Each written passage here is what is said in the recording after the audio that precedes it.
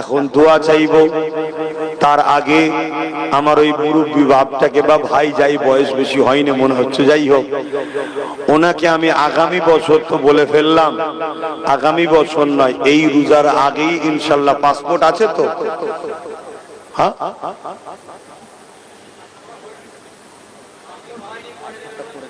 আপনি তাড়াতাড়ি করুন, 2-3 মাসের মধ্যেই আপনাকে পাঠিয়ে দেওয়া হবে ইনশাল্লাহ।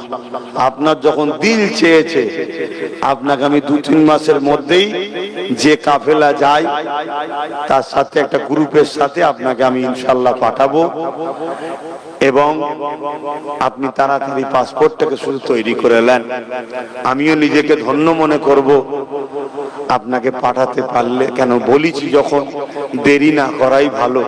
হায়াত মত কবে আব্বাস সিদ্দিকী মরে যাবে কোনো গ্যারান্টি নাই, তবুও কাউকে একটা শখ ছিল হুজুরের দরবারে যাবার, পাঠাতে পেরেছি, নিজেকেও ভালো লাগবে। তো যাই হোক, তো যাক, আমি সংক্ষেপ করব, আপনারা আমার পাশে দাঁড়ান।